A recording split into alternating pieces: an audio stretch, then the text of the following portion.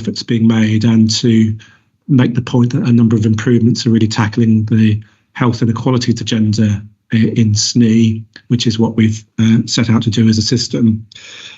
So firstly, I think since we last met, the elective orthopaedic centre in Colchester has opened. It's a magnificent facility. Pleasingly, it's not only treating patients from SNE, but also from Essex as a whole, and from Norfolk patients as well. So it's a really impressive regional centre. We have opened a community diagnostic centre in Newmarket along the same lines as the one we've got in Clacton, which is brilliant. I visited it early this week, and we're progressing for plans for our third centre in Ipswich, which is really exciting. Our productivity in SNE, and this is based upon acute metrics shared by NHS England, is an 8% increase on last year against a 2% increase nationally. So that reflects how hard people are working. We've got some of the highest productivity increases in the country. Our diabetes care processes and patient experience scores are top in the country, which is fantastic. Very well done to everyone involved with that. Access to perinatal mental health is top in the country. And our ICB staff survey, which has come through, is the top of all of the ICBs. So really pleased about that. Stroke performance at West Suffolk has been marked as second in the country, so right up there as well. Our screening, immunisation and vaccination performance also is right at the top nationally. We are in the top 5 systems, most improved systems for C2 performance for ambulance response time. So we're seeing significant improvements there, which is great. And wanted to recognise that the Norfolk and Suffolk Foundation Trust come out of special measures and are really making very strong progress and organising themselves much more a place-based governance, which is coherent with how we set ourselves up in SNE. So congratulations to NSFT colleagues on the progress being made, and we're confident that we'll deliver our financial plan this year. If we look at our JFP joint forward plan metrics, there are a large number going in the right way in the past year, and as I said, they reflect our approach towards health inequalities. So dental access is improving in SNE, and we're in the top 5 nationally for the lowest enamel and tooth decay rates in the under 5s, and that has been significant investment via Essex County Council and Suffolk County Council working with early years settings there. We've seen a reduction in hospital admission rates for mental health conditions. We've seen a significant reduction in the number of deaths in the under 75s considered preventable. Smoking at the time of delivery has reduced. Improvement in LD health checks. Reduction in elective waits over 1 year has been significantly reduced. We've increased our urgent community response usage by 10% in the last year. More than 85% of people with atrial fibrillation have been identified, and we're on track to identify, to treat more than 90% of people at risk of stroke. We've reduced the number of acute bed days utilised by people without a criteria to reside, which is a great tribute to our social care colleagues as well as our NHS colleagues, and we've increased the percentage of people identified as approaching end of life. We have increased access to CAM services in the last year. So lots of things heading in the right direction amongst all of the challenges that we do have.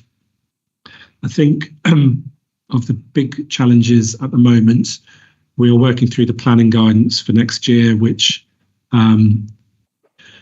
is a big challenge for everyone financially, and is really asking systems to focus on, NHS systems to focus on 3 priorities, which is financial balance, safety and urgent care, and reducing elective waiting times as the big three areas. We are addressing that, not only looking at what we're doing this year, but we'll talk later about the sustainability review into NHS acute and community services, which Richard will introduce, which is starting to yield some very helpful data. One thing that does strike me about that review is it's showing for SNE that 1% of our population drives 76% of our bed days. So if we're able to coordinate and target our services in a better way for the future for that 1%, we would make a significant difference in terms of the health economy and also the outcomes of that cohort. So we're very, very interested in that. The final thing to say is we discussed at the ICB board about the tragedies in Nottingham regarding mental health and the need to look at assertive outreach teams in mental health services, which were present a decade or so ago, but there's a paucity of those teams up and down the country now. So we feel that's a very important issue to explore. So hopefully that gives a sense of some forward momentum, a sense of some positivity and achievement, as well as some of the challenges we've got. Thank you, Chair. And thank you, Ed. I'm sure that you're happy to take any questions or comments. If anyone would wish to, please raise your hand. John's got his hand up. John? Well, the first thing I want to do is applaud Ed. That's a terrific litany of achievements and very well done. And I know the wonderful thing about you, Ed, is you'll never be complacent, so you'll keep going on to the next challenge. That 1% driving 76% is a fascinating statistic, and I'll be interested to see it for the rest of the county. Just when you mentioned the mental health outreach, and of course one of the victims there was an Essex person, it would be great if we could, when we're thinking about that, think also about the issue we discussed at Health and Wellbeing Boards about Tier 4 places for children with mental health issues. If we are worried about people with mental health issues coming through the system and emerging into adulthood in a bad place, and some would say the same refers to the David Amos case, then we need to make sure that we are adequately addressing the children and adolescents with mental health issues too severe to be addressed in the community. And of course, we need to get better at stopping them becoming severe in the first place. But if we can couple the Tier 4 mental health places for children and adolescents. That's extremely helpful, John. We will definitely consider it in that round. That's really helpful. Thank you. And Shane, good morning. Morning, Steve. Ed, are you able to put your verbal update on a sort of one-page bullet point Absolutely. for the committee? Yeah, thank you. Yeah, absolutely. If I may, Stephen, I was actually sitting here wondering if this is being recorded. I think it would have been fabulous to have that verbal update available to share with colleagues. Mm-hmm. Thank you, John. And yes, it is being recorded, so it will be available as playback. Thank you. Any further questions or queries or comments? Okay, so we're a little bit ahead of time, and my apologies, I missed out passing over to Suzanne about any new members, apologies, or deputies or declarations of interest. So I'm going to just quickly pedal right to the very beginning before we move on. Suzanne. I'd just like to reassure everyone that's not that Steve was in trouble there at all for missing that, but this is from me. But we have got a few apologies to the meeting, but also really like to welcome some people who are attending. So Dr. Frida Batty, represents General Practice in North East Essex, and really good to see you here, Frida. And also in terms of, it's really important that the ICP has clinical and professional representatives around the table. We've actually now got 2 mental health clinicians who've joined the committee. So Dr. Beth Mosley, who of course has a depth of expertise around children and young people, and also Lulu Preston as well, have joined the committee as new members. And then the other person I just wanted to mention is that Hazel Roberts from the CQC has given apologies, but her colleague Luann Kidane is attending the meeting today on her behalf. So just mention it. I don't want to call out every name because that would take too long. Thank you, Sue.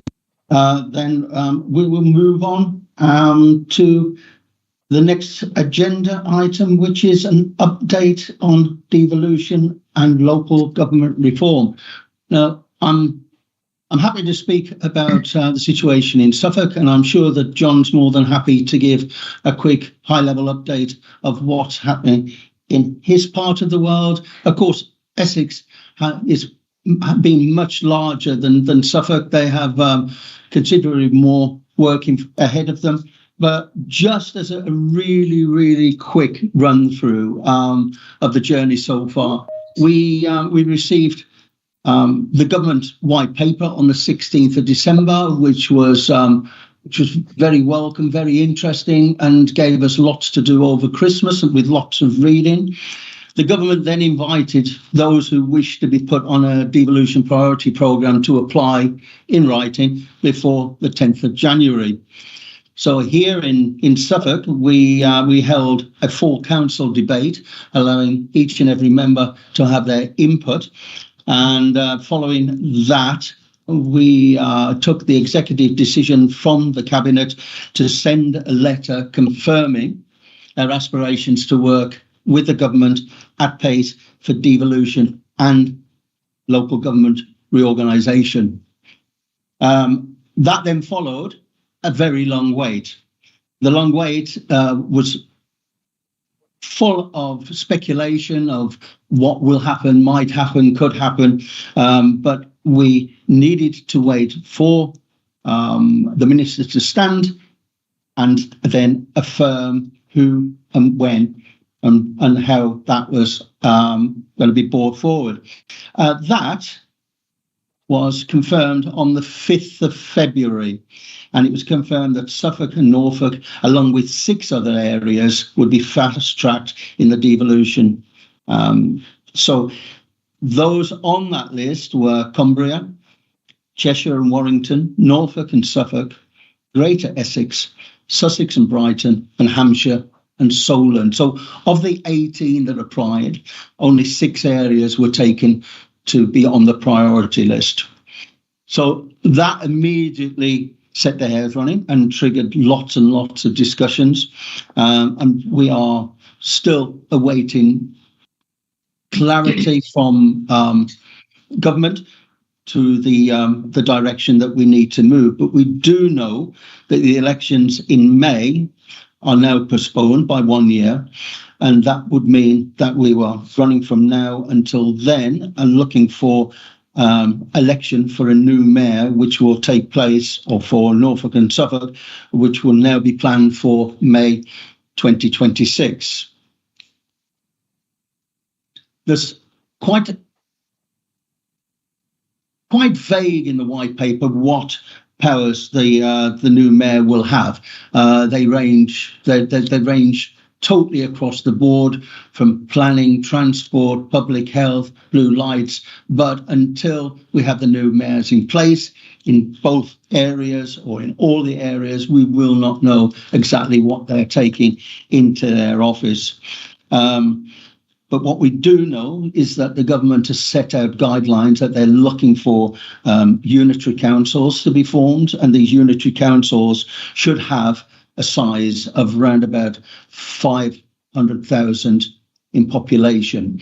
So here in Suffolk, with around about 676,000, it doesn't leave us with too many options. Whereas John in Essex, who has got considerably more, I think it's 1,600,000, something like that, they have a much more difficult task in front of them. where we must remember that this will not only be devolution, but the local government reform will need lots of discussions with all stakeholders, and we will move forward as and when we get all the information that we need to do to move that forward. That's round about where we are in Suffolk at the moment. We are in discussions with our boroughs and our districts on how we will align together the new reform. But I'm happy to let John tell us how his part of the world is coping with the situation. John, over to you. Well done, Stephen. And we too went through the process of an extraordinary council meeting 10th of January before deciding to submit the letter. We have 3 upper tier councils in Greater Essex, because we have Southend and Thurrock as well. So all 3 submitted a joint letter, and we too got confirmation on the 5th of February. We're 1.8 million people. Let's cope with devolution first. So as Stephen says, the shaping of the role of the mayor sits with the upper tier councils, and that involves, in our case, quite a big discussion going on about what the voting structure of those 3 councils sitting together should be as we move to that space. If I may, Stephen, it is not that all the things that Stephen has listed have all the people go into the mayor's office. It is that they have a responsibility. So, for instance, on public health, my understanding is that the mayor will have a role in understanding and in making sure public health is carried forward across the county. But actually, the public health officials will sit in the unitaries when they come. So, and there are some areas where we as a county, in line with our 2 unitaries, are thinking about, I know 2 upper tier councils are thinking about how we might wish to influence the government on the exact powers that the mayor should have. They are not absolutely cast in stone if you look across other counties or other mayoralties in England. So that piece is the first piece to be resolved. There is a very natural interest then to want to default in our county to what should the shape of the unitaries be. It's quite easy for Suffolk. Basically, 1 makes total sense, and that's fine. And it's an interesting point to observe that in other mayoral authorities, there is an ICP for that system, and the chair of the ICB co-chairs the ICP alongside the mayor. So that's just an interesting piece to observe. But in terms of Essex, we've got to make sure that we get the evidence first. And I can see, if you are a district councillor in one part of Essex, you will be very keen to shape the unitary that enables you to feel that you have the maximum influence and cohesion with your electorate. However, that is not the basis that one can do alone. You've got to be looking at a range of criteria. The government have said the system should not cost more. And Suffolk, I know, have a brilliant focus on it costing less. Much harder if you start in a county like Essex, moving to 3 or even 4 unitary councils. You need to have viability of the council and the market. So if I can just, without naming any names, give you an example.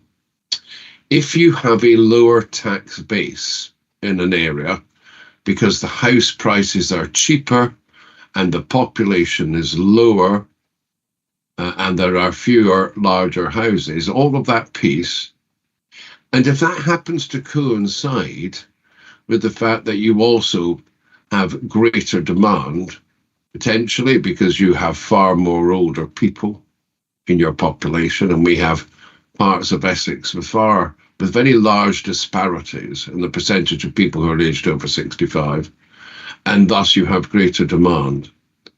You need to shape the council in such a way that it is viable today, but also viable looking forward. And so one piece of work that is going on in Essex is to understand what viability will look like based on demographics in 2040. There is no point in creating a system that doesn't stand the test of time. The implications for our voluntary sector at this stage may be very favourable. The unitaries will take over much of what the county councils have been doing. They'll take all of it because the county councils won't exist. And thus there will be more local commissioning of services. In terms of health, you would think would enable a very good cohesion to go on between all the work with alliances in our county. Suffolk, again, if there's one unitary, it makes little difference, but in our own case that will. But all of that remains open because it isn't, and this will be my last point, Stephen, there's an expectation that the county council will decide this or that or the other. The county council decides nothing. By definition, the unitaries must determine exactly how they will operate, what sort of councils or committees or consultative fora they have underneath that unitary. The government will ultimately decide the number of unitaries. It hopes, it's made it very clear, that that can be done by agreement, and that whatever submission comes in from the counties, they will be able to support. But in the event that a county cannot give one business case forward because there isn't agreement, or in the case that the government feels that what is submitted simply does not fit the range of criteria, and there are quite a few of them in the letters that we've all received, ultimately the government decides what that unitary geography will look like. Thank you, Stephen. Thank you, John. That was very, very helpful, and hopefully helps to dispel many myths and comments which are being shared at the moment, basically due to a lack of total guidance. And you're right, the mayoral role and mayoral office differs across the unitaries within the country. They can and they do take up different roles and different parts, and we will just have to wait and see who we have as a mayor and what direction that takes us. I agree with you. It seems to be much easier here in Suffolk. We're not as large as Greater Essex, and we tend not to have the same issues that you have, but we do have a very, very rural county, and one that we have to make sure that we do not build this into pockets. So we will move forward working with all our partners at the districts and boroughs and look for the best solution for Suffolk. I'm open for any questions whatsoever, and we have the first hand raised is Shane's. Good morning, Shane. Thank you, Chairman, and thank you, John, as well. I think both very comprehensive update of the approach and some of the pitfalls as well. And John, I was particularly struck by your focus on viability for the proposed new unitary authorities. And I had two questions, really. One was, are there options open to those unitary authorities to work collaboratively in the provision of some services? I was thinking particularly of things like adult social care and children's services, which require substantial scale to work effectively. And secondly, what involvement is there for health services in working with the proposed unitary authorities to consider how our different functions work together in the future? Thank you. John, I'll let you answer that, if I may, please. Well, thanks, Shane. Let's be very clear. Under the law as it stands, adult social care and children's services go into the unitaries. So the service in Essex, which is, of course, an children's services outstanding and has just been rated so for a second, and we think hopefully a third time in a minute, gets split up across the unitaries. And the more number of unitaries you would recognise, the harder it will be for that to be replicated. Therefore, one of the things that once the evidence is in, and I'll keep saying once the evidence is in, we will be exploring what other options might exist for the organisation of children's services and adult social care, particularly children's services. And there are so many statutory functions sitting there because, of course, I now do children's services as well as everything else. And I feel it at first hand. You would want to see if there is any other way it could be organised. People often talk about Greater Manchester. Greater Manchester is different because it is a coming together of unitaries. So they were all unitary councils already and have those functions separately, and they're quite large as well. So on your health piece, it's up to the unitaries, Shane, but I would very much hope that once the unitaries are in and have got their feet under the table and settled, and there could be huge costs involved here, which the government have said they will not pick up. So if you're going to transition thousands of people who work for a county council into district councils, into unitary councils, they've all got to think about what structure they want, what roles they want. That will drive how many redundancies or whatever could occur. I'm very keen to stress for the great bulk of people, that shouldn't be the case at all. For social care people, it should be a straight move across. But there'll be a great deal of work to do. I would be very much hoping that if you had a unitary covering, let us just say North East Essex, or not necessarily on current boundaries, but a wider North East Essex, you would think that there would be significant scope for very close alliances with health. What it might mean down the line for the geographies of ICPs, let's not go there, but because I think there's 5 years of work to go first. Thank you. Thank you. And Lucy, you have your hands raised? Yes, thank you. So really it's following on from that question around, you talked about the voluntary sector benefits of devolution, and you mentioned Greater Manchester. So are we going to be looking at local authority or local areas that have gone through devolution to understand the benefits that it could bring the voluntary sector? If I may, Stephen, I did not want to imply that there's an automatic benefit. There is scope for a benefit. Commissioning will be done more locally. So if you are a local charity, let me take straight away, let's go entirely different. If you are a charity which is local, let us say to Basildon, if you are on a council that is more centred on the Basildon area than Essex, you will have greater share of attention, won't you?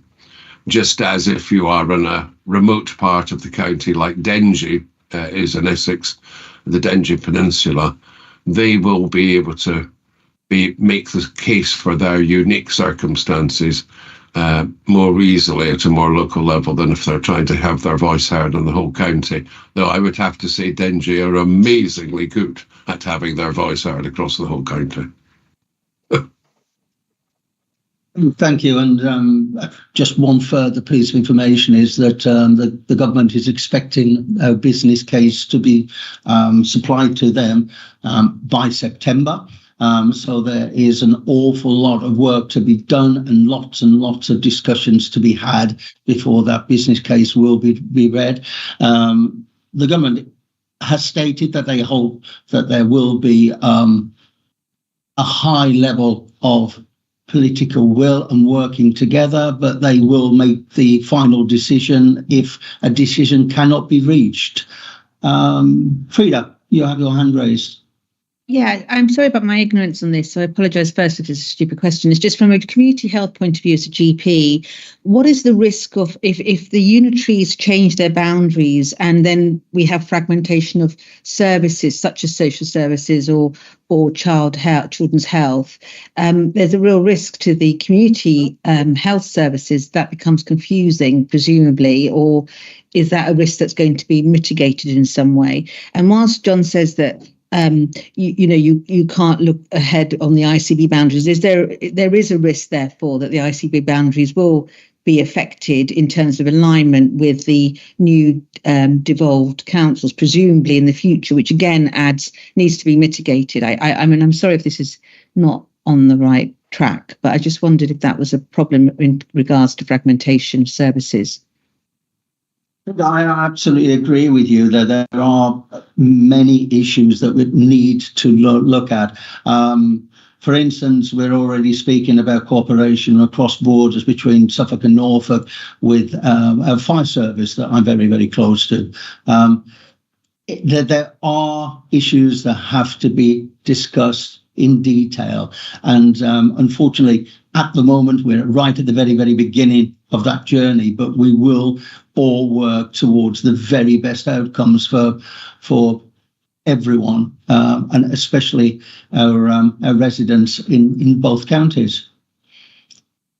Any other questions or comments? If I could just add, Stephen and Frida as well. It's an excellent point, Frida. Change always involves risk. Massive change involves massive risk. Therefore, we must mitigate those risks. A risk register will eventually be created. We've got far too much to do. We've got this big date of the 21st of March to submit our initial proposals. In due course, there will need to be a comprehensive risk register, which is going to be phenomenal. Yeah, absolutely agree. And as I said, that we're right at the very, very beginning of this journey, and we're hoping to set out and take everyone with us on this journey and give clarity as it evolves. If there are no further questions from anyone, we're just asked to note this item, and I'm happy now to move on to the next agenda item, which is a Future Shift update. And I hear that we have a film, but I'll hand you over to Suzanne. Okay, so thank you very much, Chair. So at the last full meeting of our ICP committee, the committee approved our Future Shift strategy as an update to our ICS integrated care strategy. So since then, no surprises, we've been very busy. In particular, we've been busy in finding lots of ways to try and make Future Shift as accessible as we can to as wide an audience as possible. We've got lots of interest in this work, and it is really important now that it genuinely drives what's going on right across the system in all sectors and down to the front line. So my colleague Michelle is just going to share screens just to show you a couple of things that are on our ICS website. So we've actually refreshed our ICS website. First of all, to point out, from next week it will be much more aligned to the Future Shift strategy. So Michelle's just scrolling down the home page there, one of the things I just wanted to point out is that on the homepage of our ICS website, we've got all sorts of different versions now of the Future Shift document, including, very excitingly, we used artificial intelligence to generate a podcast of the document, which, if you haven't listened to it, is fairly kind of gobsmacking from particularly the point of view that you just have to believe that it wasn't a human being that produced it. So there's a summary, an easy read version at a glance, the full document. Also, if we do have a limited number of, Michelle, if you want to stop sharing screens, if you do want a copy of the actual document itself, if you would find it easier to have a hard copy, then just drop me a line and we'll make that possible for you. We have done a limited print run of the document itself. But the other thing that we've done is try to really draw into bringing to life Future Shift from the point of view of, well, what does this start to look like in terms of how we're changing and how across the system we're hoping to change the way that we work in terms on the front line. So I want to say a big thank you to all the people that I picked on over Christmas and said, look, we'd like to bring out a camera and we'd like you to talk about things that you're doing for some film content. So eventually we're actually going to have 7 films. So one is an overview film, which I'd like to show you in just a moment, which just has a few examples in it of things going on. And then we've got 6 separate films, which will be coming very soon, which explore each of the kind of what we can do sections of the Future Shift strategy. So there's one around co-production and co-delivery with people and communities, one around prevention, inequalities and injustice, one around holistic neighbourhood-based care, one around technology and innovation, one around evidence, knowledge and intelligence and data, and the other one around making best use of our resources. So a big thank you to everyone who took part in that. I realised that pointing a camera you wasn't the most comfortable experience. If everyone's happy, I was just going to share with you the overview film, which features a few of those examples, and we will be uploading again to our website and making that available if it's useful to you to share this from next week onwards. So big moment. If we can share that film, it's not very long, and hopefully you'll find it interesting. Thank you, Michelle.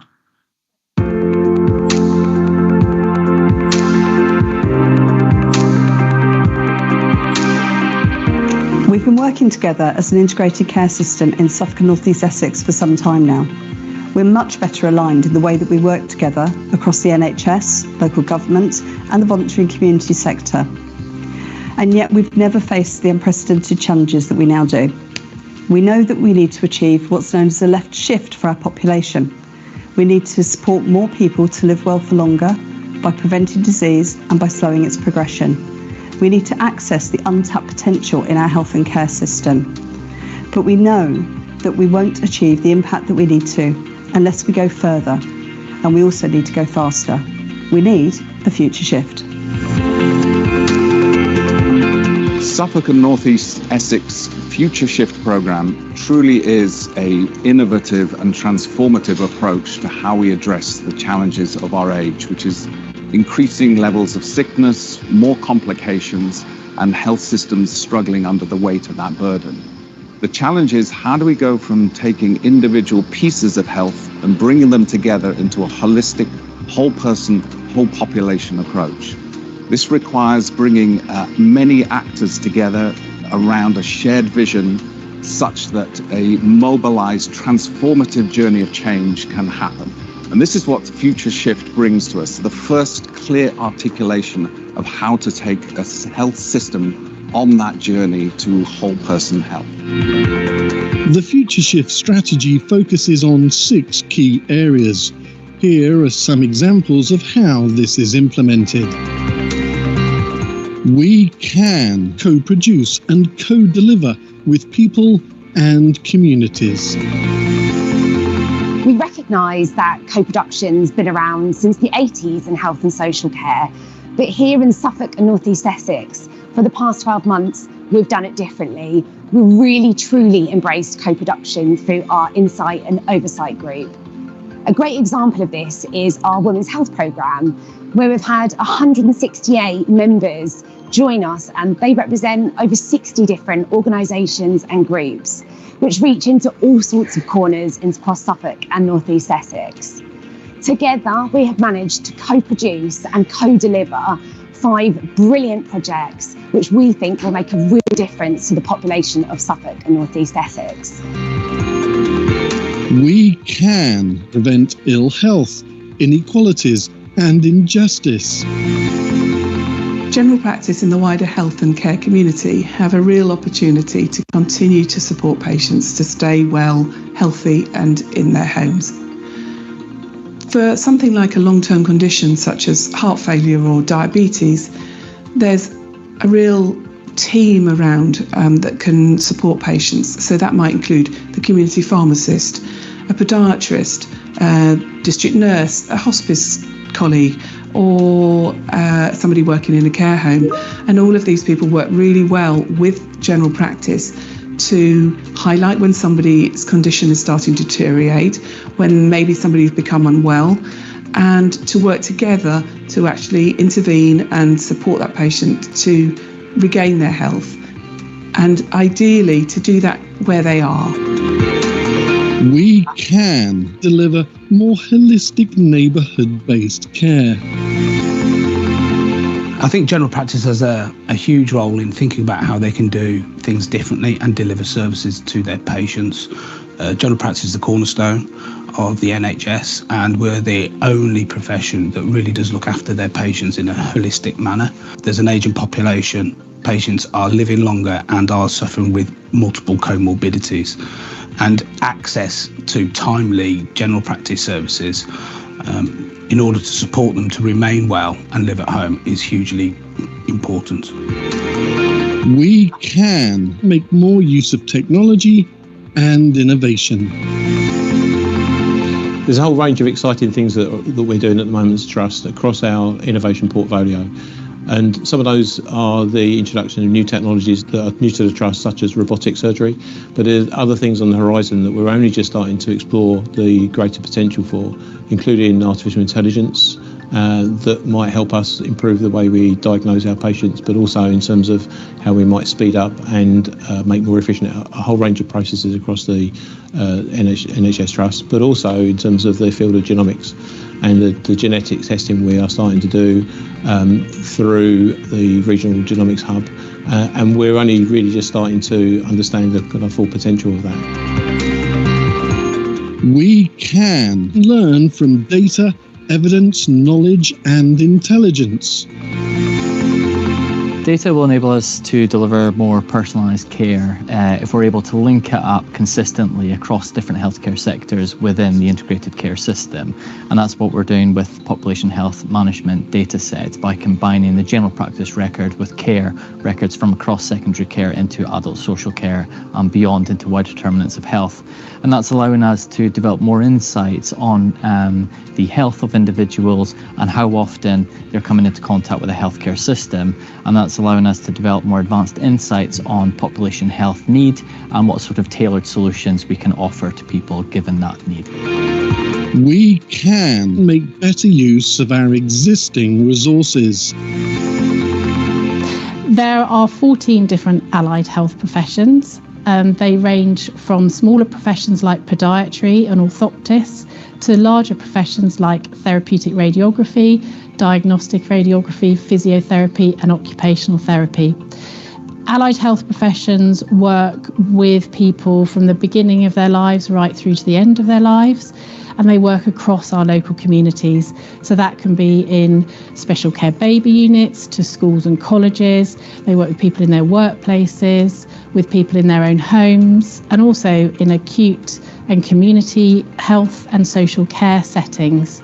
So we are uniquely placed to really be working holistically with our local communities to address their needs. What's really going to propel us forwards is compassionate leadership. Building trust and showing kindness is absolutely crucial. Leaning into difficult situations and sharing suffering, and in particular tackling health inequalities in our most deprived communities. We believe that if we show these leadership qualities consistently and with integrity, we will show the country how Future Shift can be delivered. Learn more about Future Shift at www.snics.org.uk.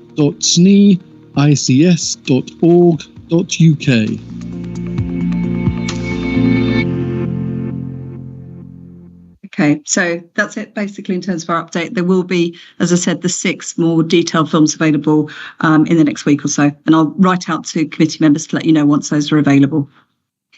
Well, coming from me, that is absolutely amazing. And it does show the future of how AI can be used for the future and for the better future. And I love this emphasis on can do. The more often that we can do, we will do. Moving on, we have now Richard Watson, who will be giving us a sustainability review. Richard, are you there? I am indeed. Thank you, Chair. Thank you, everyone. So there is a short paper in the pack, but I just thought it'd be helpful, Chair, just to give you a bit more flavour around what's presented, if that's okay. So this really helpfully follows, like magic, Susanna's item, always in sync, Susanna, around the context of future shift. And really what you'll see in this paper is how the ICB is looking in part to respond to that. So we've commissioned a strategic review, which has got 3 interlocking questions at its heart. So the first is, how do we practically move resource into prevention, primary and community services? So we have made strides around that, I think it's fair to say, and some of what Ed said in his opening demonstrates that. But actually, if we really want to make a reality of what is set out in that great document that we've gone through, and we've just heard feedback from colleagues, we need to make further significant steps over the medium to longer term. So that includes, how do we practically move resource? So that's funding, workforce and focus into those areas. But there's a second interlocking question with that. How do we ensure that we've got a financially and operationally sustainable acute and community sector? And the third is, what would make our acute community and the community sector even more sustainable in the context of that strategic shift? We're not unique. The whole, you see it every day, BBC News last night at the Royal Free, the NHS is continuing to experience significant demand pressures. And we know that the money can't fund every single thing that we'd love to do. So there are some absolutely challenging decisions that we will need to make within SNE, which I think this review will absolutely help us with. So the work has just commenced. There's 3 phases to it that are described in the paper. So the first phase, which we're in at the moment, as Ed alluded to, is really establishing the basics. So what's the base case and what's the do nothing? Really starting to look in much more detail at the data, financially, operationally, clinically, workforce activity, and then start to project that. So a lot of that work, you'll remember, we've done. So it's about bolstering that, the work that Alex Royan's spoken about before in the Healthcare Intelligence Unit around our population segmentation model. The second phase then is really starting to develop recommendations on how do we increase then the sustainability, what's those trade-offs, what's those decisions we may need to make against that base case that's being described at the moment, and within the context of our strategic intent around that shift that Susanna and others have described. And then the third phase is the roadmap, effectively. So how do you get from point A to point B over a reasonable time frame? So we're really, as I said, in that first stage of the work. We've got an overall steering committee that Ed chairs to ensure that we're on track with those phases. We've got a clinical and operational reference group and a financial reference group, but we're also planning, and we'll be in touch around a wider workshop, really to look predominantly at that first question. So how can the ICB make a reality more of that shift? We're going to do that under the auspices of the 3 alliances. So we'll be coming out imminently to get a date sorted to do that. We've also, I think colleagues maybe on the call, I don't know if David P is on the call, we're also looking to, with the establishment, I think it's on the agenda actually, of the SNE GP Collaborative, we're looking for 1 to 2 reps from the collab to join us kind of formally with this piece of work, which I think is crucial as we move forward. Where we are at the moment then, as I said, is really at that starting point on the base case. And just to give you kind of some of the headlines, Ed's already given you the kind of the major one through that. If I just find the right document. He says I've got too much open. So what it's describing effectively is a lot of what we've already looked at. Is we've got aging population. We've got growth that is growing at an exponential level for us, and the complexity of that. We know that we've not got things in the right place, and we need to make significant shifts of resource, both, as I said earlier, workforce and funding. But how are we practically going to do that is really what we now need to get into with that second phase. So within the next couple of weeks, we'll be starting on that second phase. And I think that workshop I just described is going to be really important alongside the other reference group that we've got. We would like to come back, if it's okay, Chair and Susanna, to the 11th of April. I think that's the next ICP for a good slug of time to actually go through in more depth the kind of work that's starting to come out of that, and really get into some conversation around those kind of trade-offs and those decisions we may need to make, particularly if we're going to make a reality of that future shift into community services. Last thing I'd say is, obviously, while we're doing this, we've got the 10-year plan nationally underway.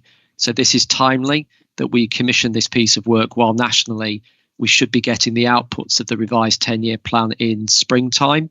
So the idea is, with those two coming together at a broadly similar time, it gives us, particularly the ICB, a really good understanding of how can we contribute to that strategic shift, and how can we also start to think about the development of a clinical strategy for SNE that we've been talking about for some time, informed by those two pieces of work.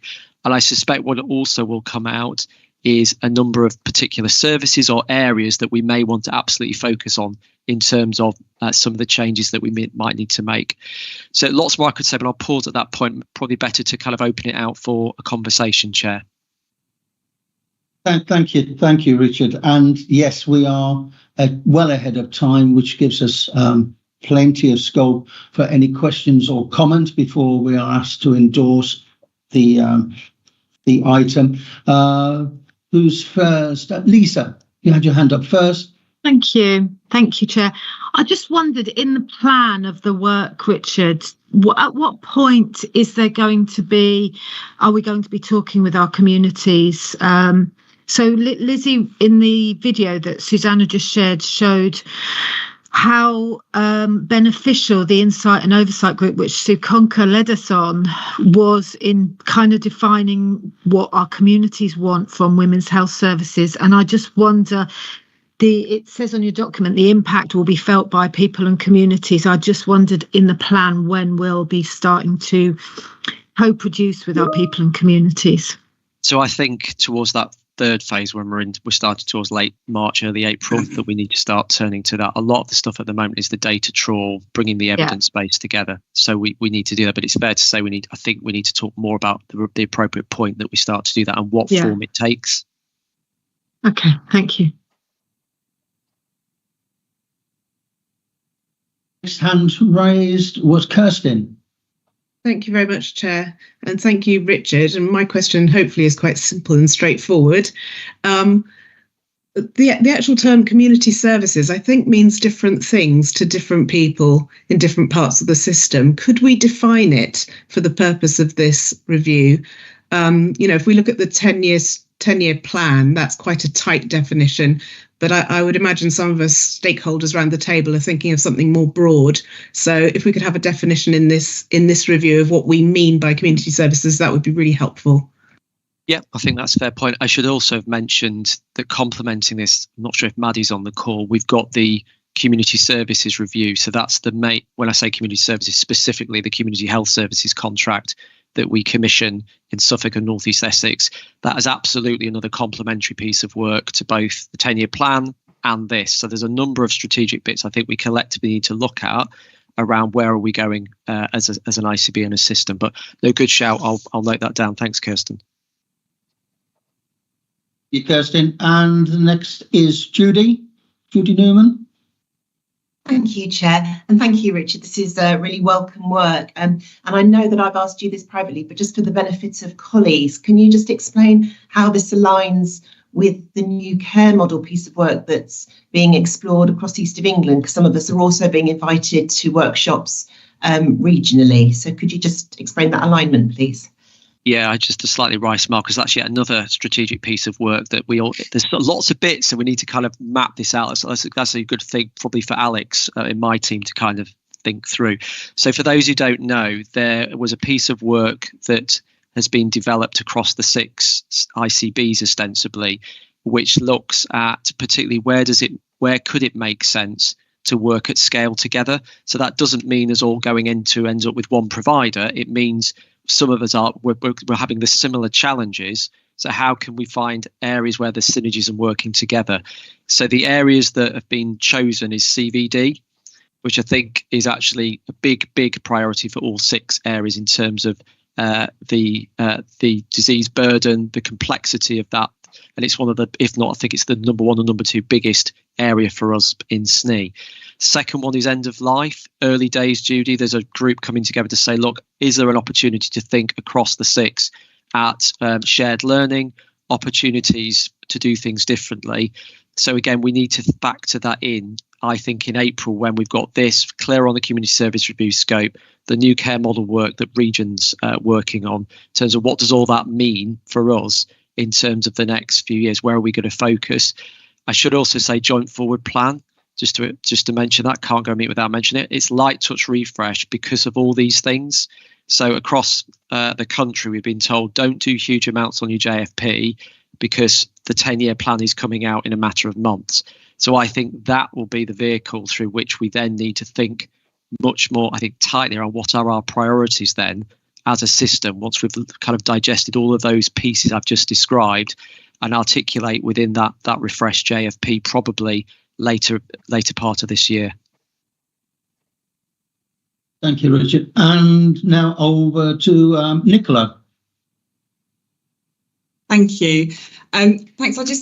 I wanted to respond in a way to Lisa's point, but also to Kirsten's, that yes, there might be a defined specification around community health services in the context of this specific review. However, having been involved in some of that data analysis and looking at what it's showing us about SNE, it's clear that the answers are beyond those sort of statutory services. Actually, when you think about the determinants of health and the determinants of inequality in outcomes, yes, there is a role that healthcare plays, but actually there's a lot more than that in terms of how we equip communities to support people, and actually, to Lisa's point, how we co-produce those solutions together. So it is a complex environment, Richard, you're right, there's lots of pieces of work, but actually I think there was a real natural flow in this meeting from the film that Susanna presented to then into this piece, which we won't answer the question if we just keep a very narrow focus. Thank you. And move quickly along. Good morning, Felixstowe. Good morning, Mark. Yeah, morning. Obviously, I'm here as chair of the PPG network, and Richard, it's really encouraging to hear that you're going to be speaking to ourselves. The work that Michelle has done in identifying chairs from across the PPGs of Northeast or Suffolk and Northeast Essex. So our group is growing, and I think being involved in such work is going to be really grateful, and particularly if we're also including the PPG collaborative as well. So really, it's just to say I welcome your comments. Thank you, Mark. Shane.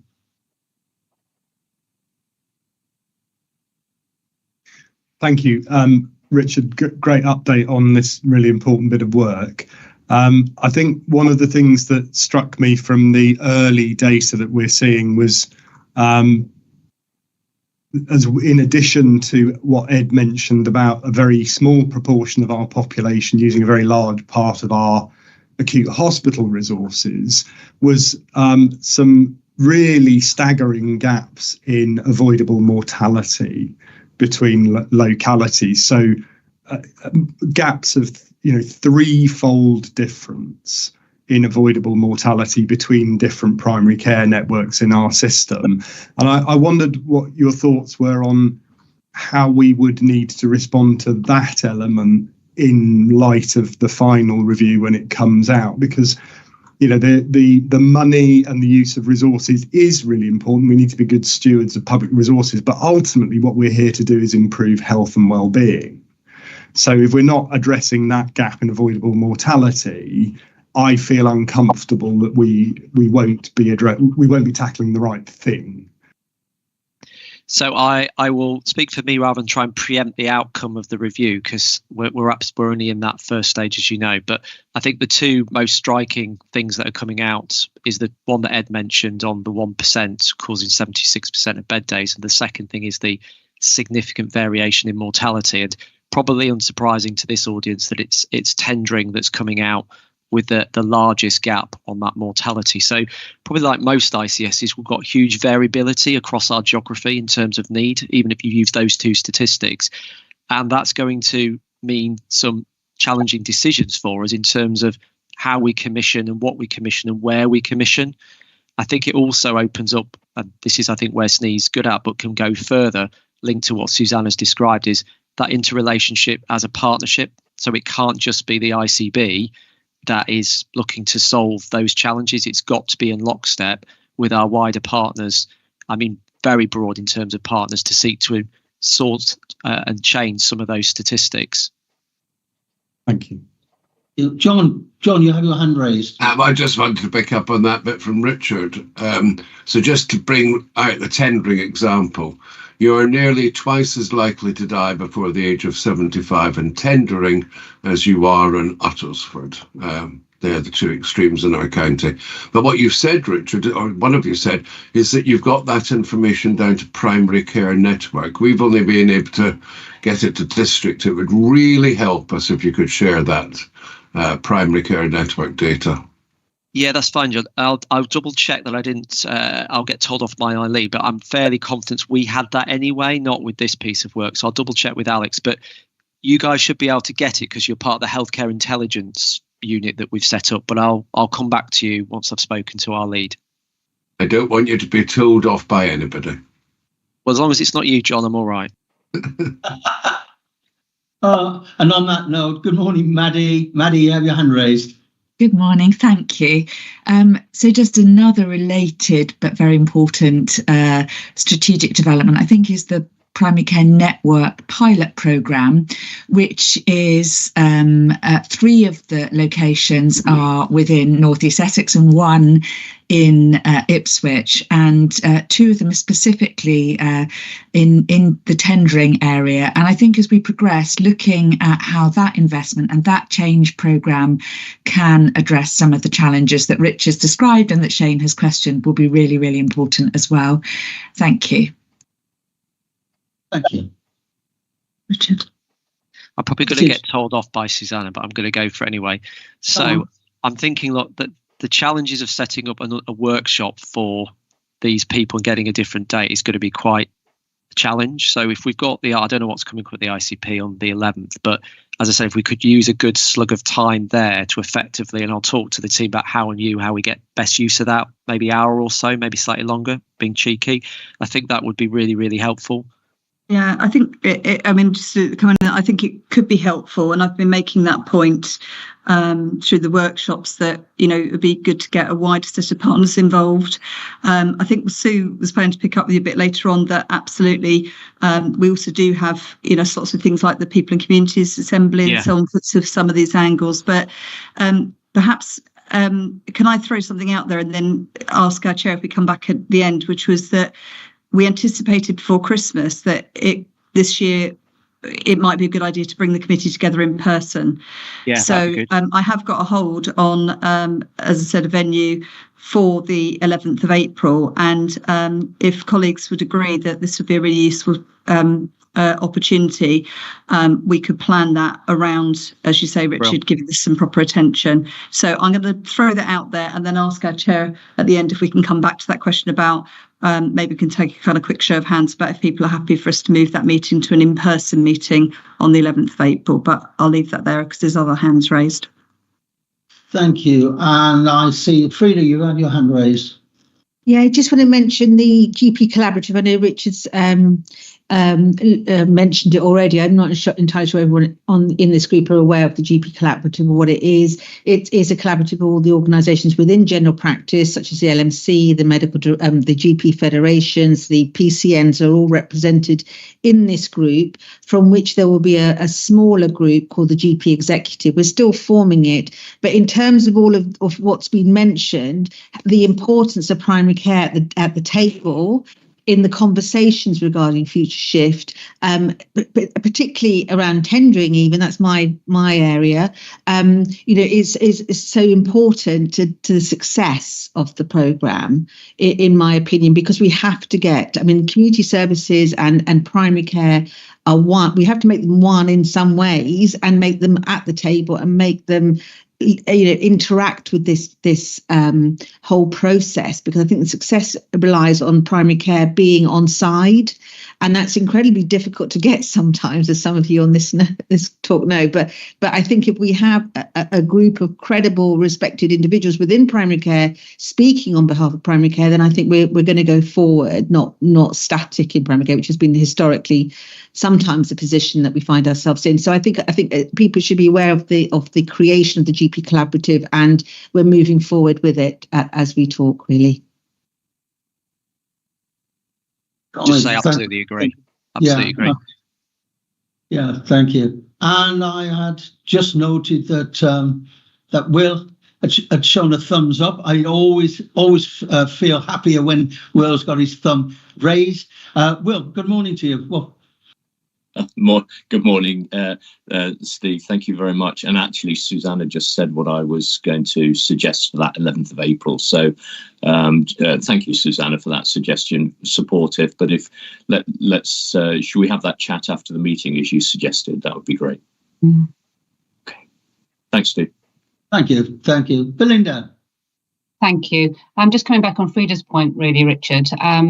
I think also considering that when primary care is shut, how are community services accessed should be really considered in that. We've heard a lot about making sure we don't have a hard stop between in hours and out of hours. So whether that is accessing through GP out of hours or 111 at that time as well. Happy to join any conversations about that piece as well, to make sure we're giving proper access to those services 24 hours a day, if that's appropriate. I think that'd be helpful. I think that'd be helpful. As I said, we're probably going to do something through the 3 alliances, which I know you guys, Belinda, are helpfully engaged with, and then I think we use the ICP on the 11th. I also just want to set expectations up early. This is not going to solve every ill. This is going to be relative. This is a fast-paced review, which says for those 3 questions, these are the kind of decisions and areas that you will need to potentially make. I think then it's so what are we going to do as a result of that review? And I think that's where we then need to start getting into more detail alongside those other strategic pieces that colleagues have made around, are we set up in a way that can enable that to happen? Or do we need to make changes, both governance, configuration of how we work, and the priorities that we've currently focused on? So that bit I think is all to play for from probably late April, about how we then take what we've heard forward into making it a reality. So lots still, I think, to do then on working with you all around how we do it. Thank you all for your interesting comments and questions. We are asked to note and endorse this item, and I'm sure that we all are. If there are no further comments, we have just raised the question of an in-person meeting on the 11th of April here in Endeavour House. I just wonder if there are any comments on that, or if we're all happy to go in that direction. I can't see any negatives. So what I propose to do now, because we're almost bang on time, is to take a 10-minute comfort break, if we may. So enjoy your cup of tea, and we will be back on exactly 10:55. Thank you.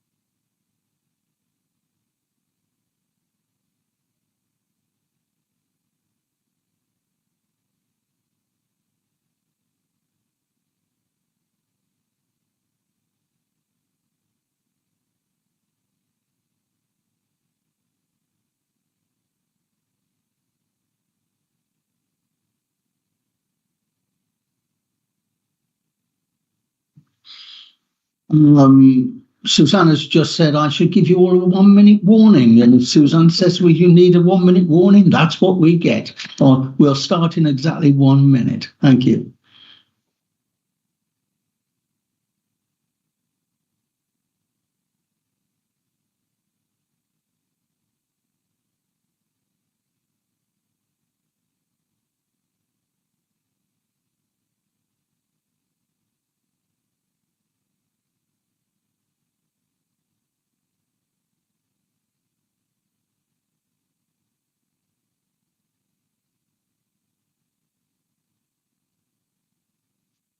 Okay, and welcome back. I hope we're all refreshed and have a cup of tea or coffee or whatever libation we decided upon. Moving on to the next agenda item, which is a presentation from David Pannell. And over to you, David. Thank you very much, Chair. So it's not a presentation, it's just a few words. There's a paper attached with the agenda. Just in case people don't know me, my name's David Pannell. I'm the Chief Exec of Suffolk GP Federation. So I helped set it up back in 2007. So I've been around a long time. And despite our name, we operate across the whole of SNE in North East Essex as well. As probably most people know, general practice is made up of a lot of players. So general practices are independent contractors within the NHS, and that means there's a lot of them. So we've got 95 odd practices. Each practice has a group of partners, and all of that has lots of strengths, but it also has some weaknesses in terms of the main one being, well, what is the view of general practice? And trying to get a single consistent view is really tricky. So one of the ways we've tried to address this is, as Frida mentioned just before the break, the key general practice organisations in Suffolk and North East Essex formed something called we call it the GP Collaborative. That's been going for about 18 months or so, and that's been a good success. That's moved things forward. One of the things that we have done as a collaborative is we commissioned a review of how general practice was perceived within the system and what things we needed to address. And we did that over the summer, autumn, and it was interesting. A number of people on the call here contributed to that. So there were some positive things which I meant to surgery on. So, for example, GP productivity, practice productivity, how that had increased significantly, very rapid recovery post-COVID. There was also some really difficult bits of feedback and really quite difficult.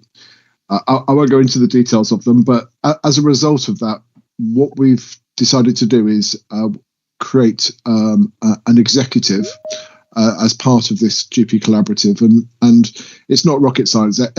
Anyone who's got an organisation would probably have these already, but the nature of general practice means that these don't exist elsewhere. So the executive is going to be a couple of GPs and a couple of managers, and there's essentially three objectives that we're kind of trying to achieve from this. So firstly is we need to deepen relationships with key players within the system. And to do that, we need individuals who've got the time to be able to have those deepened relationships. Secondly, we need the time and the capacity for general practice to be able to work up ideas rather than just react to other people's ideas. And the executive will have the time and the capability to do that. And then thirdly, for general practice to be able to interface much more consistently with the system. And again, the executive should do that. So as Frida mentioned, we're just in the final throes of going through the interview process next week, and the executive should be in place a week or so after that. So one of the early priorities is what Richard was talking about before the break, and in particular around future shift, where we think there's lots and lots of opportunity. One of the things I've added in the paper, it was slightly superseded by Richard's presentation in the McKinsey work, but we've been looking at heart failure because we think that's a real easy quick win, relatively quick win, bringing together community services, voluntary sector, and general practice. But there's others which we'll engage with the various groups of. But I think having this executive will really help streamline the interface between general practice and the rest of the system. Thank you very much. Thank you, David. I'd like to throw this open to any questions and comments. And the first hand raise was Shane. Thank you, Chairman. Thanks, David. Good to see you. I welcome any collaboration and collective positive movement amongst our GP colleagues. I think acting together and clarifying the focus of work is really important to moving the dial on key issues. So I think this is really helpful. I suppose a couple of observations. So great that you've picked heart failure. It is a problem that is really amenable to intervention, better care. You've mentioned community heart failure models in there. Interestingly, in some of the work that Richard mentioned in the sustainability review, heart failure has been highlighted as an outlier where we've got a nearly 2.5-fold difference in rate of admission between different PCNs in the system. And interestingly, it's the Suffolk PCNs that have the really high rate of admissions to hospital, whereas North East Essex are well below the national average. So that might be partly because there has been an established community heart failure service in North East Essex. It might be other factors as well, but great that you're tackling that. There's one other, though, that stands out in that analysis, which is chronic renal disease, where we know we've got huge disparity in outcomes between the different areas, and again a hugely preventable end state then for patients needing dialysis, and they've got the same risk factors as your heart failure patients. So I wonder if there's an opportunity to think about some synergies around the cardiovascular disease axis rather than just a single endpoint, which is heart failure, because that has such a payback across a range of different endpoints. The second observation was it just made me wonder, looking at this, it's consuming more clinical leadership time in this executive. And we've got multiple layers in primary care. Now we've got practices, obviously, PCNs, integrated neighbourhood teams, and now the executive. How much GP time, clinical time, are we consuming in these different layers? And does the executive have a role in helping us to look at how we rationalise that and keep as much of that clinical time patient-facing as we reasonably can? Thanks. So I'll certainly look at the chronic renal disease. So the heart failure from a point of view of doability, because it's actually a relatively small number of patients, 22,000 patients, 10% of the system cost. That was part of the attraction. But I'll look at the renal disease as well. So the truth is that there, like you say, there is lots of GP leadership happening across lots of different bits of the system, and I guess probably it's admission that the club was being formed is partly that's not always so effective. What I would say is we've got to tread steadily on this, and so it's probably wasn't going to be the top of the list in terms of that, but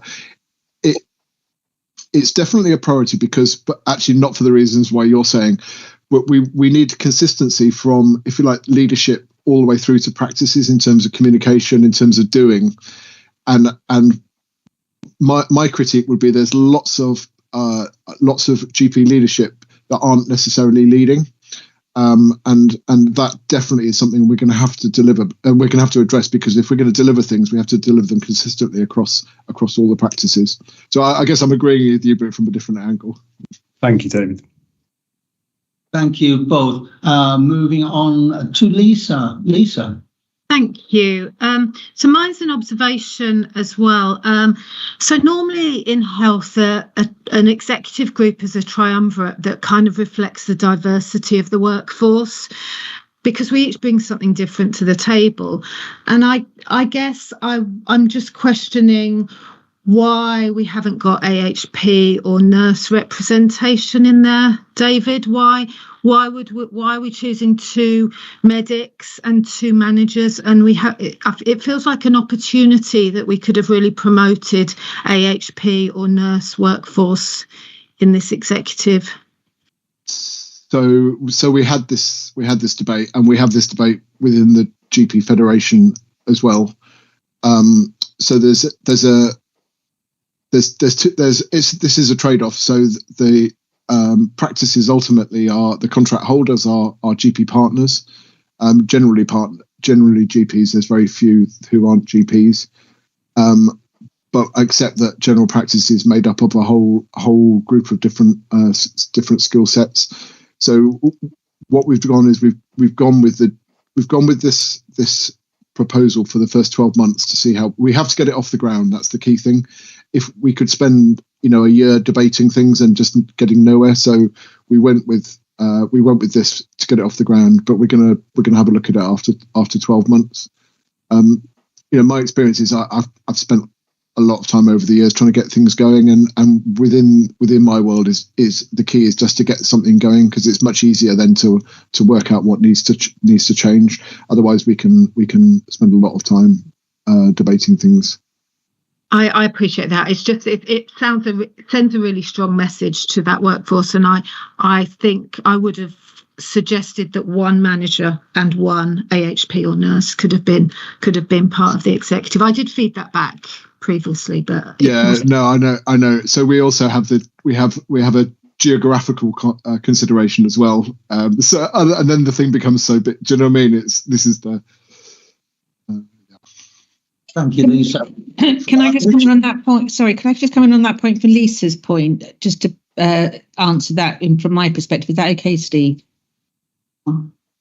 Just to say, we do have a clinical director of a PCN who is a nurse within the collaborative, and she is incredible, and from her perspective, very wise, and it does really help. So I absolutely endorse your point of view, Lisa. The thing with general practice, which I've found over my years as a GP, unlike secondary care, is AHPs are not as likely to come forward in leadership positions or want to in general practice. And I don't understand why that is, but we do have a problem with that. And I think it's something that we do need to address and encourage and enthuse people, allied health professionals, including nurses, to come forward and be leaders in primary care.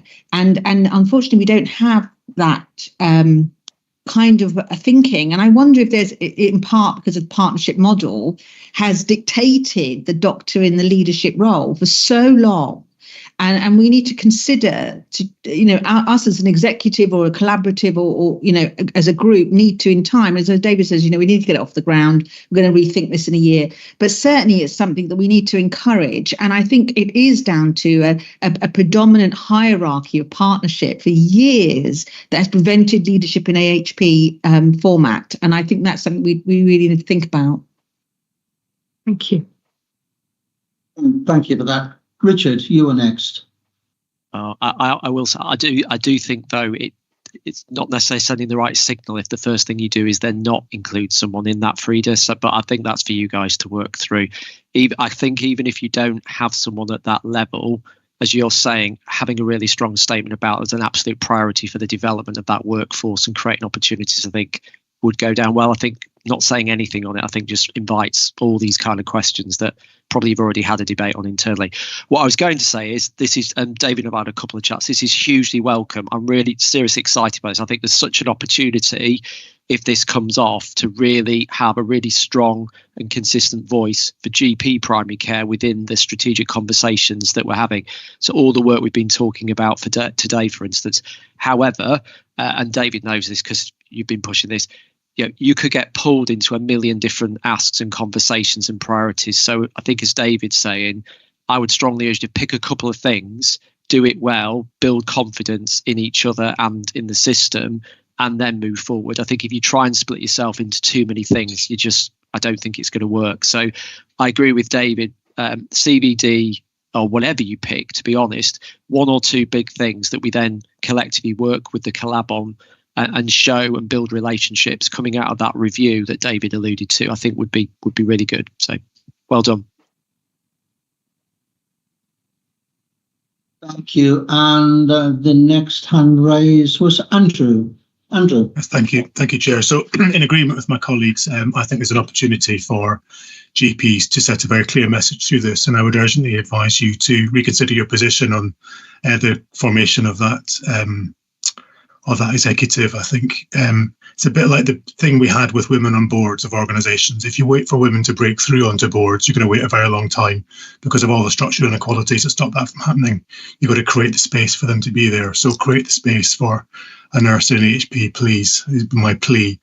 The second thing is really, I think we should explicitly value the role that clinicians play in leadership and management. And actually, yes, we have a workforce problem in primary care with not enough people to deliver the clinical services. But until you start designing that, until clinical staff start designing the solutions towards that, we're not going to get resolution of that. So I wouldn't shy away from having GPs and other clinicians involved at all levels of management and relying on them heavily. Thank you. Thank you. I have one more hand raised. Belinda. Thank you. David, I'm just interested to know how you see the link between this executive and the out-of-hours service as well, please. So we've got to work through the links with lots of services, Belinda. So we're right at the beginning of this journey. So give us a bit of time, and we'll have to work it through. Thank you. Thank you for that, and thank you very much for all the questions and comments. We are asked to endorse this, and I'm sure that we're all happy to do so. Everyone agreed? Good. We then will quickly move on to Aging Well in Suffolk. The paper came recently to the Health and Wellbeing Board, and I found it absolutely fascinating. And we have Anna here to talk us through that for discussion. Anna. Thank you very much, Chair, and good morning, everybody. My name's Anna Crisp. I'm a consultant in public health in Suffolk and Assistant Director at the County Council. I'm very conscious this has been a slide-free meeting so far, and I'm really sorry I'm about to break that by sharing some slides, but just a few, and I'm hoping they are coming through in a way that you can see them at the other end. I can't see any. Thank you, Steve. I can't see any hands now, so I will talk, and then very happy to take questions as part of the discussion at the end, if that's all right.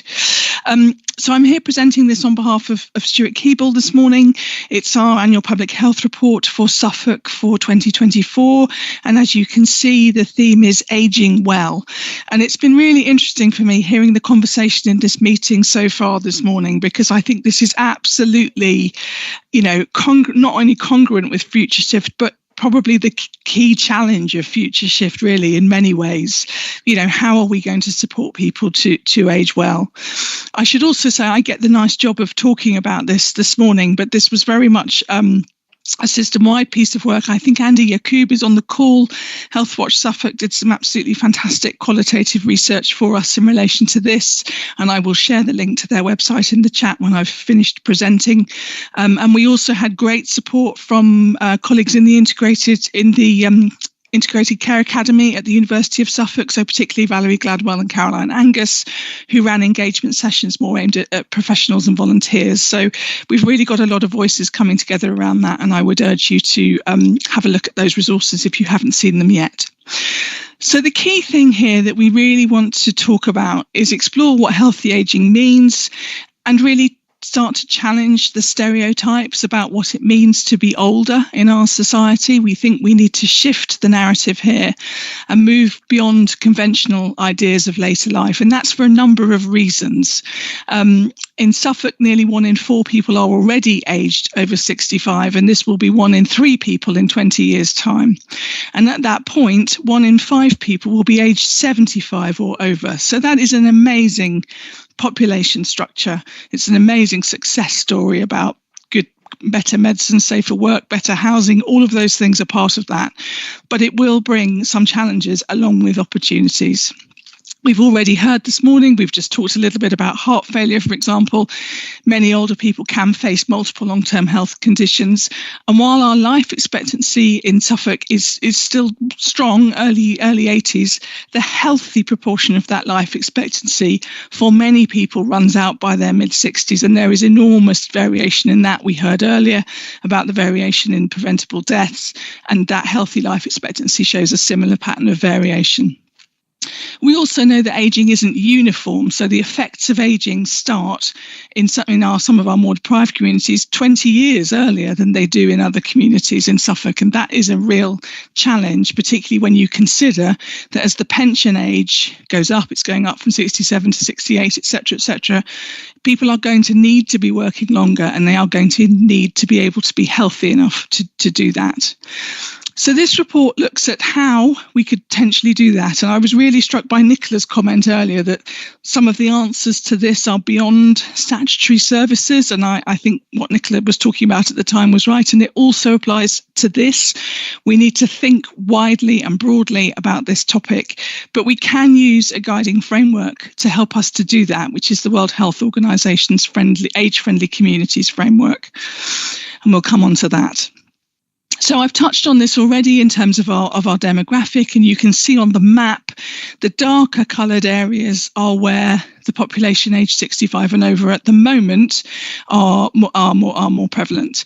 And this also links back, if you think to the unitary conversation with which we started this meeting, you can see a little bit, I think, that the age distribution is not entirely equal across Suffolk. And if you were to look at different footprints for local authority organisation, things like that become very relevant.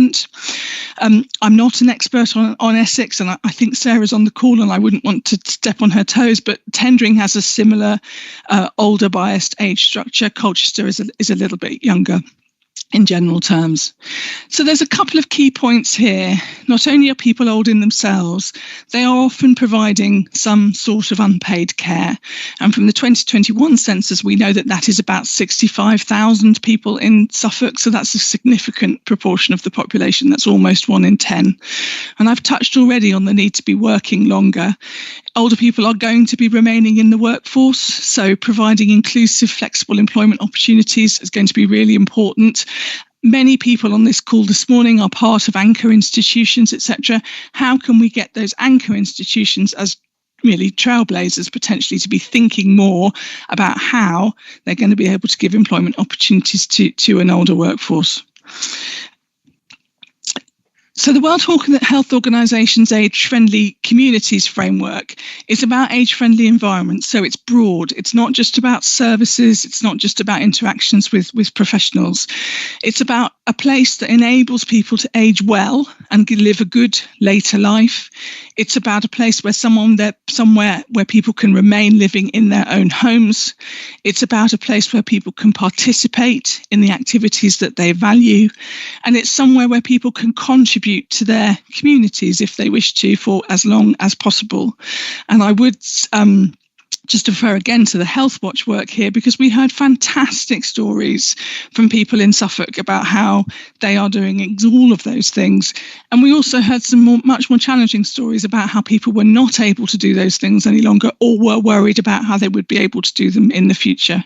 But I think all of us, as both professionals and individuals on this call, that's probably what we would want for ourselves and for the people that we love. So this is, I hope, an idea that lots of people can get behind. And you can really see that so much is part of this. So there are 8 domains in the framework. They're listed on the right-hand side of the slide. I'm not going to read them out. But the very broad membership of the ICP, the very broad range of people on the call this morning, I think this touches all of us, all of the organisations that we work for or volunteer for or support in other ways. And that's why we were so keen to bring it today. A little bit of detail. We have one officially recognised age-friendly community in Suffolk, and that is Framlingham.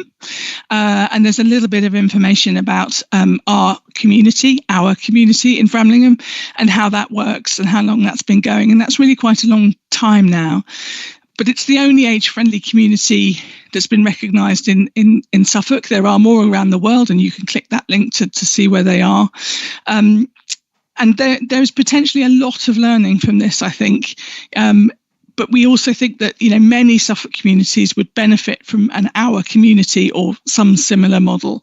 And I think this is really worth finding out more about and seeing what we can do collectively to spread this approach.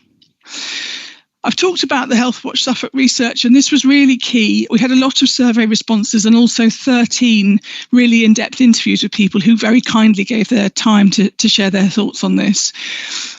We asked people what the 3 most important things were to help you age well, and the 3 things that were most likely to prevent you from aging well, and they were the same. So there's a bit of continuity in the messaging here. So people were concerned and really welcomed access to community and health services. They felt transport was really important. We've touched already on how many parts of Suffolk are a rural county, and opportunities to be social. So that ability to be part of your community, to be doing things, hugely important to help you age well. And what people were worried about, if they couldn't do that, what the impact of that would have. And you can see some really interesting, lovely quotes on here about the importance of cycling, singing, and one that I found really interesting was about a local golf club manager who's been setting up dementia-friendly golf sessions, and they're trying to work with clubs right across Suffolk to enable them to give up their course for a couple of hours a month to enable people with dementia and other disabilities to play a sport that they may have loved for many years. So this doesn't have to be large or complicated. And it can be done, right across the community in people's personal and professional capacities. But I think it all makes a difference. We also did research through the Integrated Care Academy with professional colleagues and colleagues from the VCFSC sector. And they was framed about the question, how can we enable people and communities to thrive as they age? And you can see some of those key takeaways and outcomes. We used a challenge lab format, which I have to say was new to me, but it was very focused on trying to come up with ideas, solution-focused discussions, practical sharing of information, and a huge amount came out of those. And we have a very full write-up of that if anyone's interested. Key things that you'll see listed: inclusivity, community collaboration came up across all of the themes. And I think what we're hoping to do from this is to start to build a network of colleagues who were kind enough to take part in these sessions, but also wider colleagues who've got an interest in this, and really start to build an effective network of people who want to commit to aging well, sharing, learning, coming up with ideas, trialing things, etc., etc. It's a really good launch pad. The report makes some recommendations, which you can see on the screen. So it's about making healthy ageing a shared priority. I know that the landscape of priorities and guidelines and policies is very complicated. We've heard some of that on this discussion this morning, but I really think healthy ageing is one of the cornerstones of all of that, whichever lens you look at it through. So we would ask people to reflect on that. We're going to co-produce a menu of interventions. So, simple, practical things that people can do, co-produced with residents and partners, and, things that people could start to adopt. That came out from the Challenge Lab really clearly, that organisations such as parish councils, they often want to do something, they really want to do something, but finding out how and making it easy to replicate things can be a challenge. So we're keen to work on that. We want to embed the findings and the framework for healthy ageing in the work that we do more widely in public health and communities in Suffolk, and really start to shift that narrative, facilitate a broader conversation about ageing well. This is possibly a bit cheeky comment, but I couldn't help notice in Susanna's film that there were quite a few images of very frail people in dressing gowns being given tablets. That's a reality for many people. but I think we want also to be presenting different realities and helping people to stay more independent for longer. We would like to develop a research programme on healthy ageing, partnering with research institutions and ICB to establish that across Suffolk and Norfolk. I think we have one of the two eldest populations in those two counties in the country, so we are well placed to be trying to understand this. We will be working to implement a targeted population health management approach to this, and then, as I've referred to, economic opportunities associated with healthy ageing are really important, and we want to commission local work to understand that better. I will stop sharing. Thank you, everybody. I can see Will's put in the chat. Yeah, absolutely. Very happy to share the slides, Will. The report itself is actually in the form of a slide deck. It's obviously longer than I've presented here, but that's available too. I'm very happy to take any questions or comments, and thank you for the opportunity to share the work this morning. Thank you, Anna. And as always, wonderful presentation. I had an opportunity to speak to my local community. Being a seaside town, we have lots of retirees there, and they echoed many of those comments, saying that age is but a number. We want to be involved in the community. We wish to carry on doing something useful within the community. So it is resonating with everyone. Open now for discussions, and we have Maria first, please. Hi, hello. So I work with migrants, including refugees and asylum seekers, but increasingly those with no recourse to public funds. I just wanted to, there was something in the report that was about ageing it can be as much as 20 years difference in ageing due to inequalities, and I feel like that hits some of our clients. So I feel that the Resilience Charter says something about early planning to avoid health inequalities, and our clients face a lot. And there are a lot of people in this meeting who are helping our clients overcome some of those barriers. But I feel it requires more targeted support, and I truly believe that involving voluntary sector is the way forward on this. And I know there is a move towards that, again, from a lot of people on the call. But I just wanted to give one example of how people can be disenfranchised from accessing health in terms of the wider determinants and benefits. So we work with people around getting an e-visa, which is the government's new way to prove your status. And when that work started, we identified that there were 3,000 local Nepalese Gurkhas, most of whom, the partners of whom are illiterate, and most of whom have never had a biometric residence permit. So were unable to go through the process to get an e-visa, and therefore were unable to prove to pension credit and various other people that they had a right to healthcare or benefits, and they were becoming disenfranchised from those services. So we held some extra meetings. We got some experts in to help us, and we literally saw 200 people and trained 7 people from that local community to help others to make those applications. We had to do that within a week to make sure that those people were not harmed further from that happening. And we had no funding to do that. Unless people understand those difficulties and those barriers to those communities, and that's just one example, and there are many, many more, then I don't believe we will hit the people who might enter crisis services at some point and cost a lot more further down the road because of lack of understanding of their issues at the very beginning. Thank you, Maria. Steve, do you want me to comment on that? I mean, I completely agree. And I think people approaching older age from different community backgrounds, as different status, it is going to be a real challenge. And it's a challenge that is going to occur more and more as we go forwards. The Health Watch work included a workshop with the Ipswich Romanian community and a fantastic artist. And he has, from their discussion, he has drawn some of those issues about what it means like to be an immigrant, to member of every immigrant population, to be a refugee, to have a different background, to be aging in a culture which is not your home culture in some ways, although it is obviously everybody's home culture now. And I would really recommend people having a look at that artwork. It's on the website. It's very powerful. But I take your point, Maria. Artwork doesn't fund programs and it doesn't get people access to services. And those are the important things we need to be considering.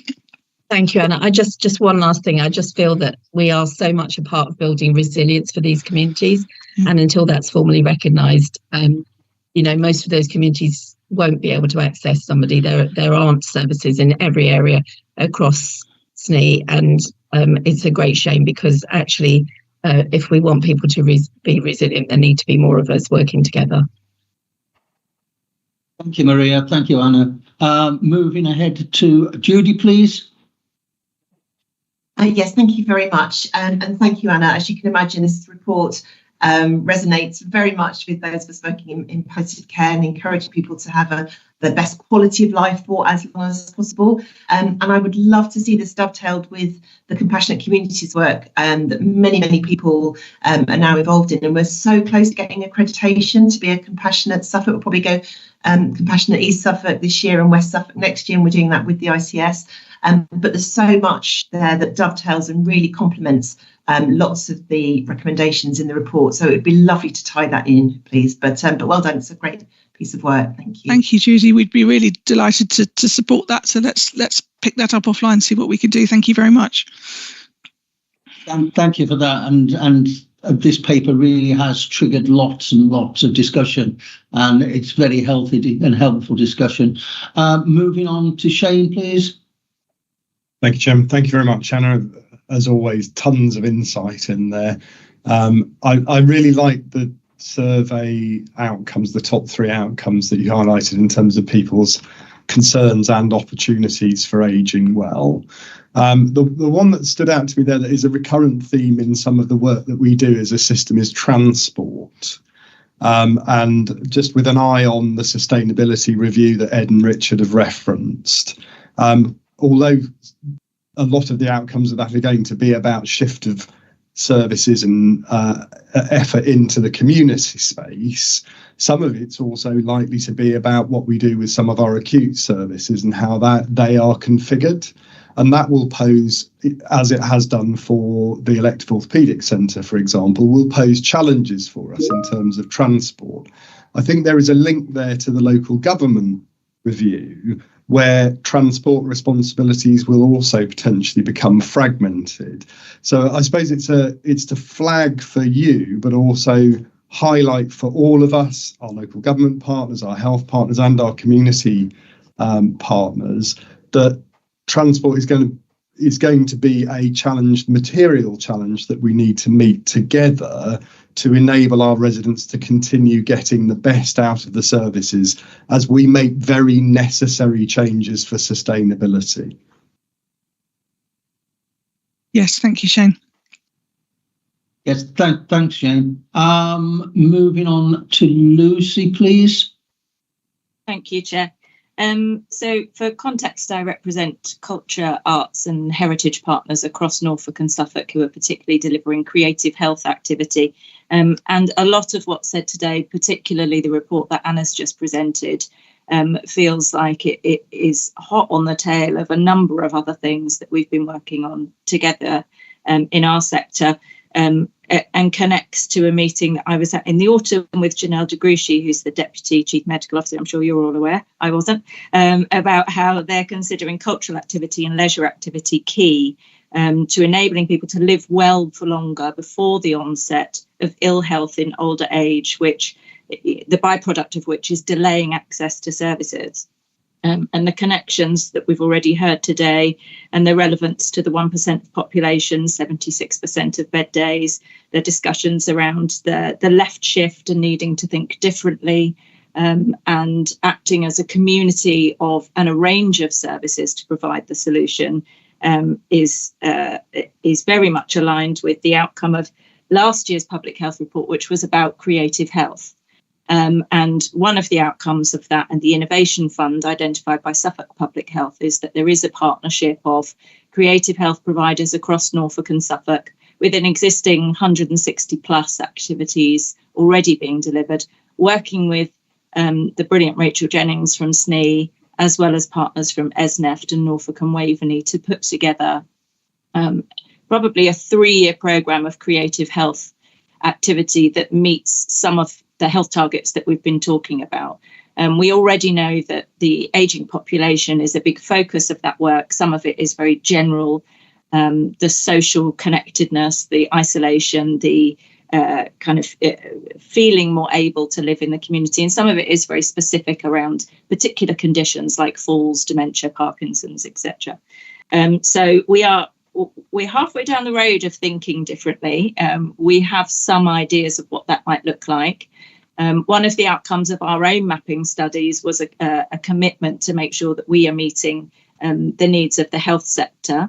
And so we would welcome any inputs from anyone in this group to help us make sure that we do that.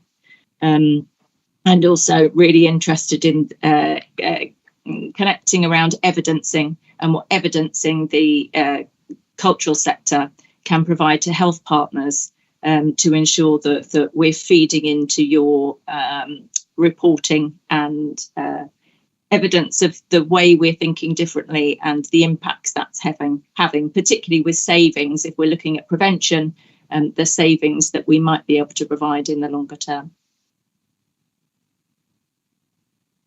Thank you, Lucy. Andy, please. Thank you, Chair. Thank you, Anna, for describing it so well. I've got a couple of things I just want to pick up. One is very generally the sense that we got from having heard from the people that took part in the surveys and in the interviews. And I think this is really heartening to know, is that generally the public know how to age well. They know what to do as individuals, they know what to do in communities and neighbourhoods, they know where to find information about it, and they know how to go about doing so. What we also discovered was that at the same time, there are probably the more vulnerable in our populations who can't financially access some of the things that we would propose they should be considering doing, or getting to where it's happening, whatever it is that they want to do, or knowing where to turn to for that information, for the communication. They may be isolated from communities, neighbourhoods. So as a system, there's a responsibility really to build on that behaviour, build on that knowledge of how to age well. I think we don't often have that great starting point because we start off not very often with health and social care about what do we need to tell the public about doing things differently. This isn't the case. The other thing I just want to pick up on something that Maria picked up, said so well. And I think this model needs to be replicated. So I'm really, really delighted with how public health and communities approached Health Watch Suffolk to do this work. You were very, very adamant that you wanted it to be as diverse as possible when it came to reaching those communities. Now, we worked with 8 different charities from across Suffolk, Communities Together East Anglia, Ipswich Community Media, the Ipswich Romanian Community, Phoebe, the Polish Community Hub, Suffolk Pride, Suffolk Refugee Support, and Thinclusive. You agreed for us to have money to pay them for their time. That's the bit that I would like replicated elsewhere. We don't want to go out regularly, going out to the charity sector and assume that they will find the time and the resources to support a piece of work like this. We need to think about ensuring that we pay for their time, because volunteering isn't free. Thank you. Thank you, Andy. Picking up on one of your points, and one of the things that often comes up in my discussions is aging well and still having the mobility to carry on in your normal life. That has to be a focus that we have. Putting bus stops in are great if you can stand, but if you can't, or you can't get to the bus stop, you can't use it. And these are the points that my community highlight all the time, and it's all a part of that. Anna, thank you so much, as always, for that presentation. Any further questions before we note this and move on? Nope, that being the case, again, thank you. Moving on to the next agenda item is ICS People and Communities Assembly. And Sue, I believe that you're commenting on this. Yes, thank you very much. Thanks everyone for having me. I do have also a few slides as well, Anna, so you're not the only one. But mine are mainly visuals, and it's a short item. So I'll just share my screen quickly.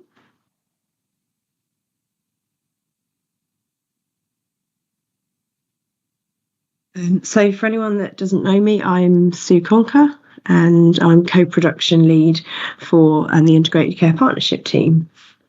And that should be opening bigger. There we go. So today I'm going to talk through very quickly, in minimum detail really, the People and Communities Assembly work, just to show our direction of travel and the momentum that we've been building. There's lots of other nuances and other parts of the People and Communities work which I don't have time to go into, so I'm really happy to chat with anyone around any of the work outside of the meeting, so please be in touch. So our People and Communities Assembly is one of our functions for the People and Communities work across the integrated care system, and it's to support the involvement of people and communities, bringing their lived experiences into all service design, evaluation, service delivery across our system. So I'm really proud to be working with the Integrated Care Partnership, and we're looking for this opportunity to be as inclusive as possible, to involve as many of our people with lived experience, our voluntary sector colleagues and people from all communities in SNE, to become equal partners alongside everybody who works within the system and our ICB colleagues, NHS providers and more, to all be equal partners within our integrated care system, and for people to feel that they are equal partners and have that equal voice. So we're building our foundations to do this, and one of our functions is our People and Communities Assembly. So everyone's welcome to join our assembly, and the people who join can help provide strategic insight and oversight group to support our system to truly involve, co-produce and co-deliver with our communities. And I think what sets us apart from a lot of other systems would be that we're really welcoming all to this work. So technically all 1.1 million people in our ICS are welcome to join our People and Communities Assembly. So I'm just going to run through how it all works at the moment. So it's relatively new progression, and we work in different ways. So we do have meetings every 2 months, and at the moment we're switching those between in-person and online, and we are going over to each of our alliances over the course of this year to host meetings there. But we appreciate that meetings are not for everybody, so it's really important that we also use an insight and oversight group approach to ensure that we do community engagement, and the people that join our assembly and are able to come to meetings, they are able to provide oversight to our function, and they can co-produce how it works with us. But really importantly, they can provide insight. So it's about going out into their communities and doing co-production in those creative and accessible ways that they know best. And we also use our Let's Talk SNE platform, which is our online engagement function that we have for all system partners to utilise across Suffolk and North East Essex. So we began this journey on November the 20th, where, as you can see here, people came together as part of a workshop. We had over 80 people attending, representing over 45 different organisations. And from that meeting, the People and Communities Assembly was born. And we were able to talk about some of our working principles. People heard about our future shift strategy, and the assembly is connected and aligned completely with our future shift strategy. So we're going to be ensuring that our working principles are focused on that.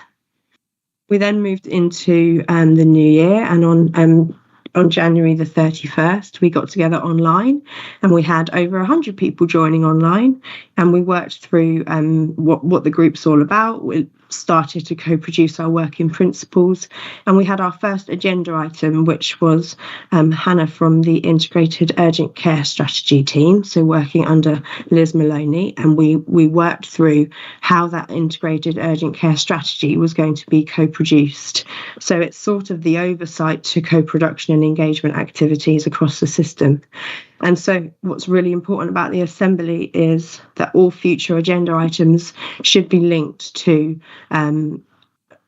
large-scale strategies that support all people in Suffolk and North East Essex. So it's our mechanism as a system to involve people and communities, to get that insight and oversight from people with lived experience and those from our voluntary and community sector. So the items that we've seen today already in our meeting and that of the ICB board, really we would like to support those items to be assured that people and communities can be involved or will be involved or have been involved. So, for example, Richard, your item on the acute and community services review, we would love to have that as a future agenda item at our Assembly, and we can support you and your teams to ensure that lived experience can be embedded. Similarly, David, with your item on heart failure, we can potentially have a look at how our Assembly can support, and yourself as well, Anna, around ageing well. And all other future agenda items for the board. So it's really key that we're linked in. So this is just a summary of who was able to attend on the 31st of January. I was really pleased to see there's such a great energy and momentum in the group. We've got over 8 integrated care board teams. We've got all 3 alliances represented. We've got a number of NHS provider trusts, both local authorities, both universities and our Integrated Care Academy. Over 5, it was about 7, I think, patient participation groups, the PPGs. But really importantly, we had over 25 VCFSE organisations there, and that's the only people that I was able to record out of the 104 people, because not everybody was able to say exactly where they were from. And what really clearly came from that meeting is that people were there to represent their lived experiences in all different manners. So just because they worked in the system, they were also able to share from more of that personal perspective, because we are all people living in Suffolk and North East Essex. And that links to our 45-degree approach, which really shows that we need to equalise the room between lived experience and learned experience. And so by colleagues feeling able to bring both of those hats to the room was really valuable, and it also showed those who were volunteers or people with lived experience, our ambassadors, that we are all humans, and it's about bringing that human element to our system. So my last slide is to welcome you all. So please do join us if you haven't already. I'll put the link in the chat, or you can use that QR code. And we're here to kind of show the movement, show the agenda for people and communities across our system, have that linked into all agendas and initiatives moving forward to make this a sustainable model of working with people with lived experience as equal partners. Thank you very much. Thank you, Sue. And we still have a few minutes in hand if there are any questions or comments.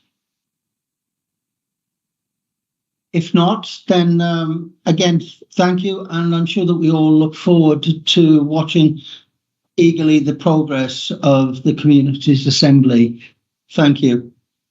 Which will move us on to any other business, or are there any questions from the public? Are there any questions from the public? Let me just check.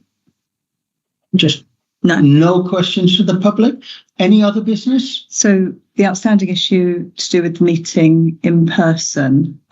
So I don't know if you want to do a show of hands or something like that, but the proposal was that we might move the meeting on Friday the 11th of April to an in-person meeting.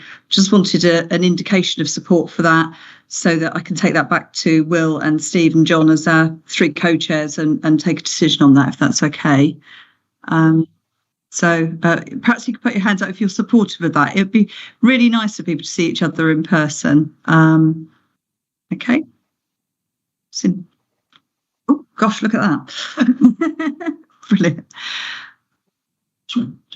it looks like we're all in agreement, and we all look forward to seeing each other on the 11th of April. Brilliant. In Ipswich. Thank you so much. So what I will do is to update the.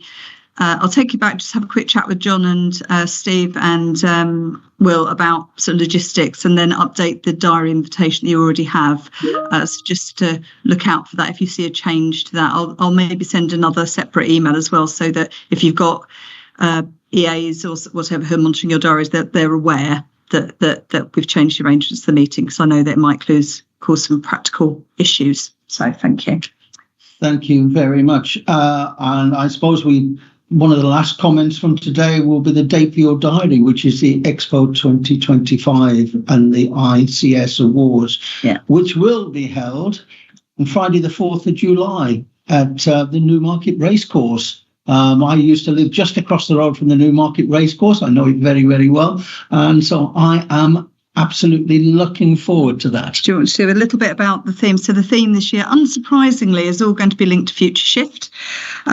So our plans for the event, which we're going to be releasing in about a week's time, that we're going to include a particular focus on technology and innovation. So we've got some support from Imperial College around running a session called Beyond Imagination.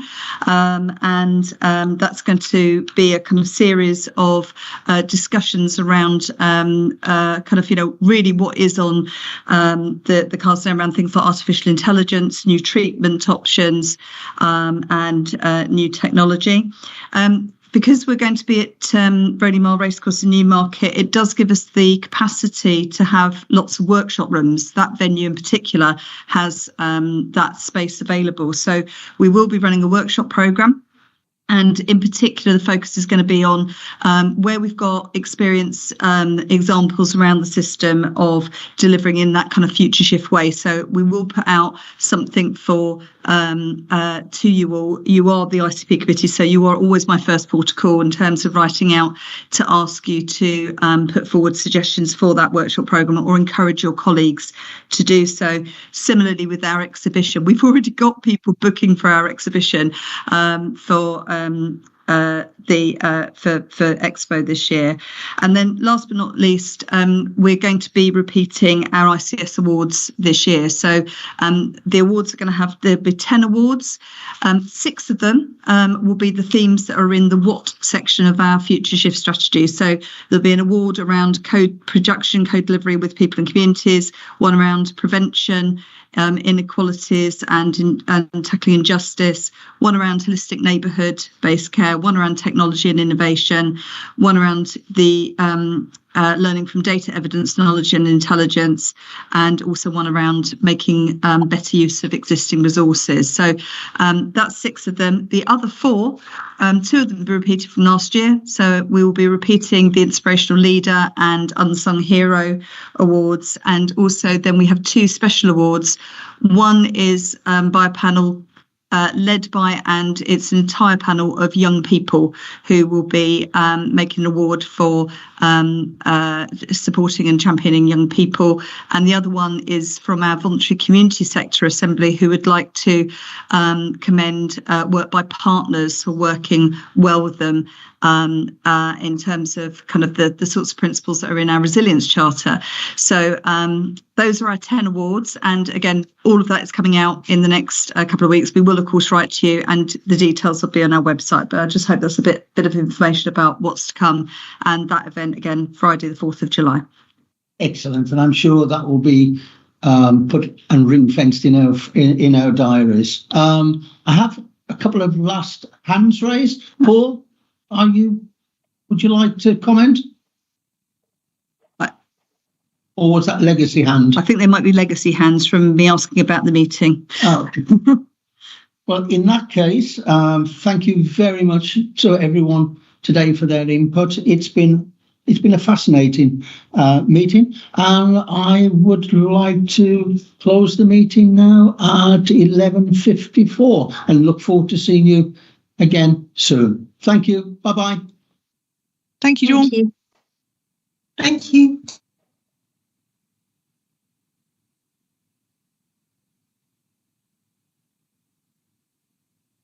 It helps when it's freezing. Will, are you able to stay on a second? I can see John still dialed in, but he's not there. But no, he's not there at the moment. He had to pop out to another meeting at 11. He was hoping to be back for the close, but of course, Steve's very ably closed us slightly earlier. So maybe if we hang on. No, don't be sorry at all. If